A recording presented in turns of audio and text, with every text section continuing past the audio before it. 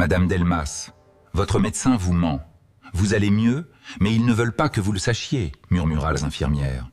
Connu pour avoir bâti une grande société de produits médicaux et financé une fondation pour les enfants malades. Mais depuis des mois, Une mystérieuse maladie les avait affaiblis. Son médecin, le docteur Morel, lui répétait toujours la même chose. Votre état ne s'améliore pas. Devez-vous préparer au pire. Claire avait fini par y croire. Elle avait même signé des papiers pour laisser la gestion. Respecté en public, aimé que Claire n'avait jamais vraiment aimé. Ce soir-là, l'infirmière s'appelait Nora. Elle venait d'un quartier pauvre. Sa mère faisait des ménages la nuit. Nora travaillait dur, parlait peu et observait tout. Les médecins la voyaient comme une simple infirmière. Mais elle avait des yeux qui remarquaient les détails que les autres ignoraient. Quelques minutes plus tôt, près de la salle de repos, Nora avait entendu une conversation.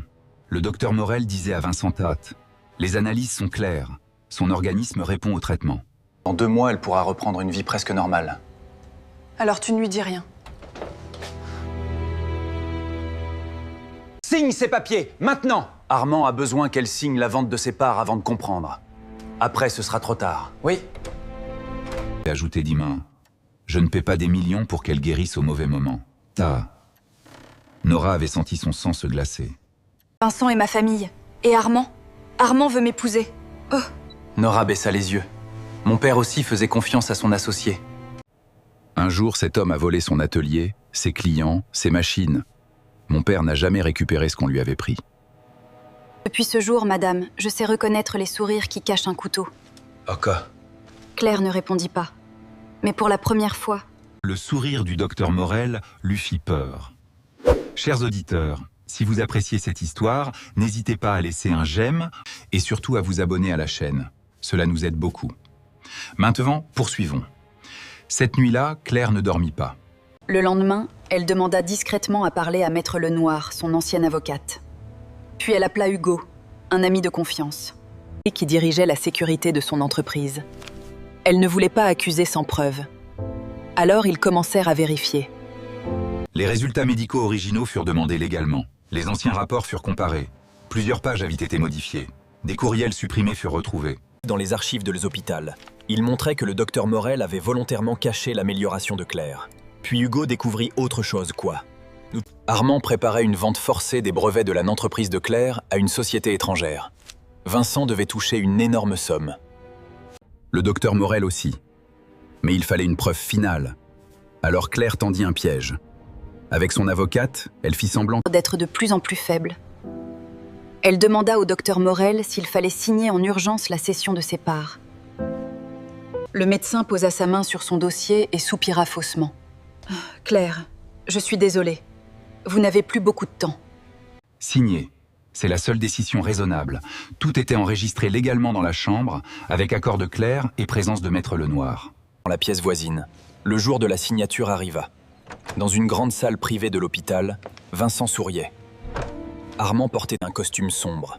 Le docteur Morel tenait le dossier médical entre ses mains comme une arme silencieuse. Claire arriva en fauteuil roulant. Armand se pencha vers elle. « Ma chère, après cela, tu n'auras plus à te inquiéter de rien. Capote. » Claire le regarda longuement. « C'est étrange, Armand. On dirait que ma guérison t'inquiète plus que ma maladie. » Ah, la salle devint silencieuse.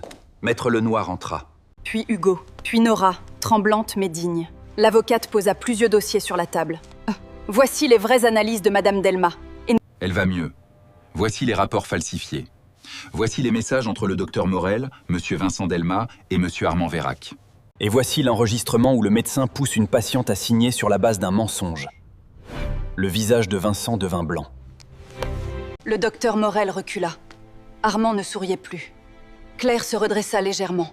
« Vous m'avez laissé croire que j'allais mourir. » Pour voler le travail de ma vie. Mais vous avez oublié une chose qu'a. Une femme affaiblie n'est pas une femme vaincue. Funk. La police fut appelée. Le docteur Morel fut suspendu. Vincent fut poursuivi. Armand perdit la d'accord qu'il croyait déjà posséder. L'hôpital ouvrit une enquête interne. Quelques mois plus tard, Claire marcha seule jusqu'à la fenêtre de son bureau. Elle n'était pas totalement guérie, mais elle vivait. Elle respirait. Elle avait repris le contrôle. Nora, elle, reçut une bourse complète. pour devenir médecin.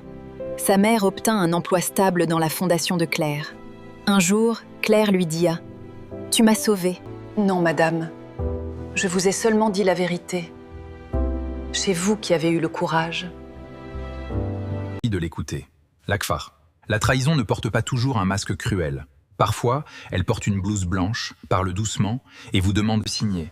Fin de l'histoire. Ceci est une histoire fictive créée pour toucher nos cœurs. Pensez-vous que Claire a eu raison de croire Norata? Auriez-vous soupçonné votre médecin et votre propre famille dans une situation pareille, Mafa?